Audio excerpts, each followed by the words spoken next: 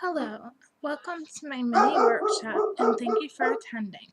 My name is Emily Sturgill and I am an art therapist.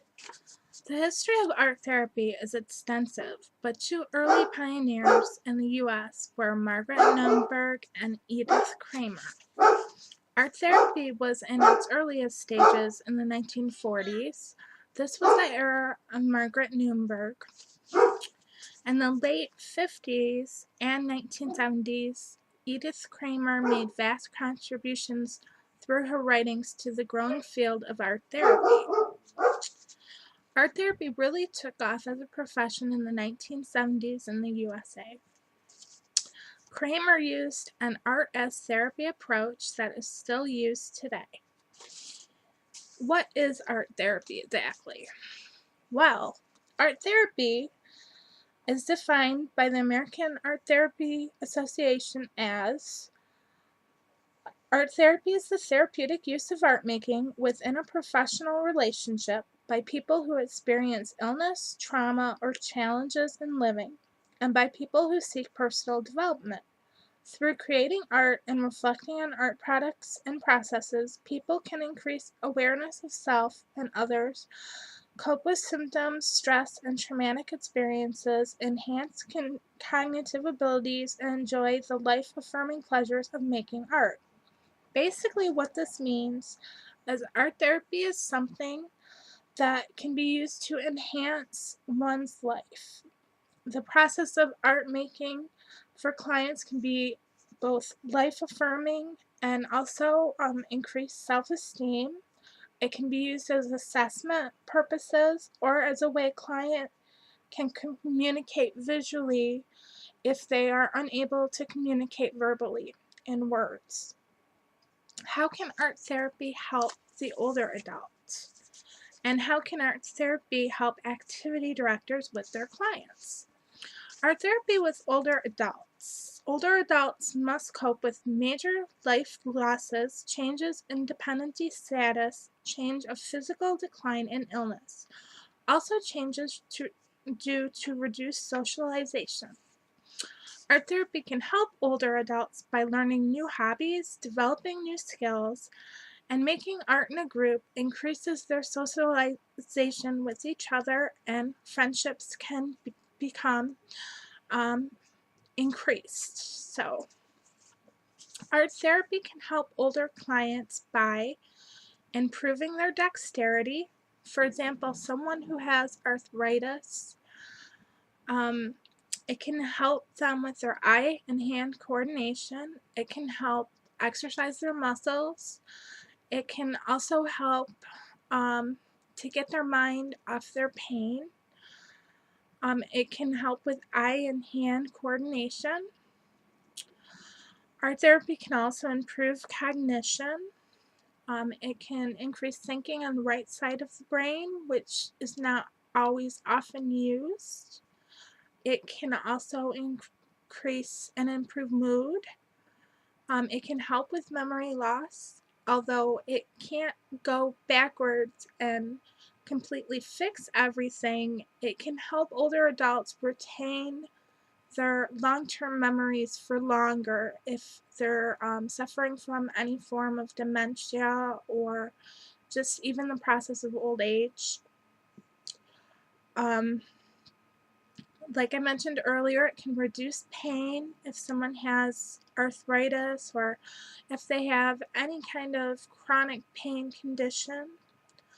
It can increase relaxation, especially if activity directors combine the use of art making with music and play like relaxation CDs from the era from which their clients are familiar, like when they were younger. For example, maybe swing music from the 1940s or big band music or jazz. It can increase their self-esteem. The ability to make in art creation, to make something out of nothing. It is something that can give someone added self-esteem.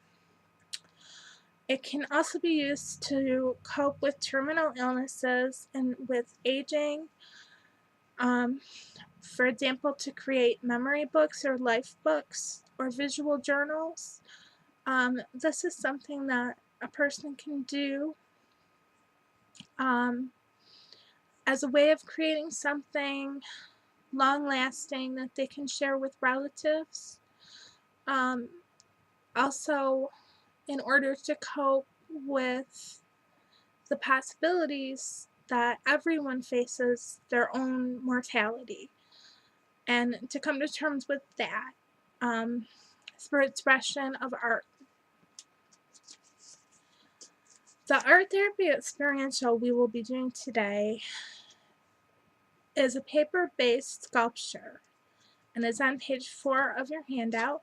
I want to explain why I've chosen this. This is making a sculpture out of a flat surface, out of paper. So you're working with two-dimensional strips and shapes and abstract forms that you pre-cut in advance. So the client can just focus on taking the shapes and gluing or pasting them together, or taping using Scotch tape to create a 3D sculpture. This challenges their cognitive abilities, and it also increases pride in their work when they're done. I've limited the color palette to just black and white to make it fairly simple in case there is any confusion for a client on color choice. Then they only have two things to choose, either black or white. Also, aesthetically, it gives it a modernistic feel, a geometrical appearance. After creating the sculpture, if you have extra time with your clients, you can further challenge them by giving them white pieces of paper, approximately 18 by 24, and giving them either a black crayon or a black magic marker or maybe a pencil, and asking them to draw the sculpture that they just made. This activates a different pathway in the brain, and most clients really enjoy making these sculptures and doing these drawings. And afterwards, you can ask your clients how they felt about the art process, and how they like their finished product.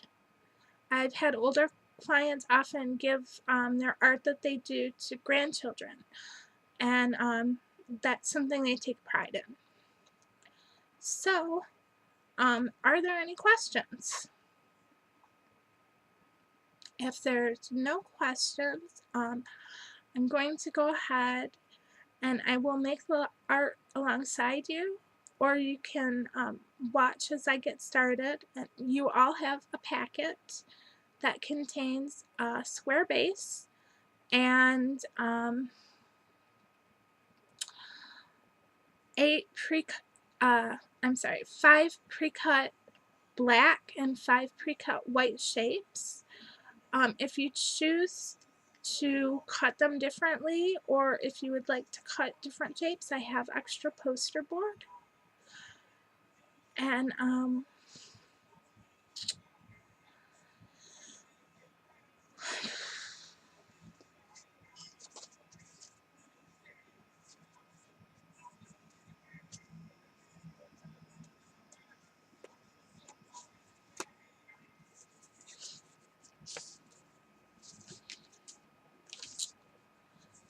for further information about art therapy, you can go to the American Art Therapy Association website. It is very informative. It is www.arttherapy.org.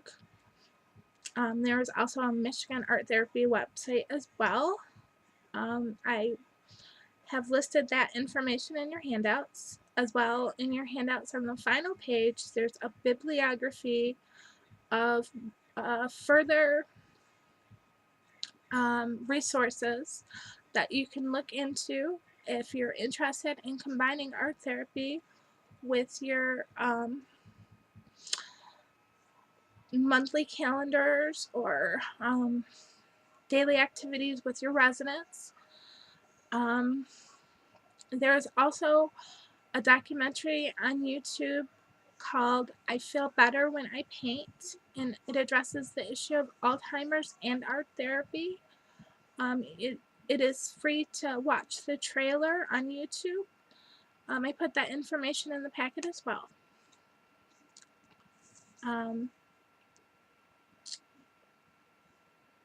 So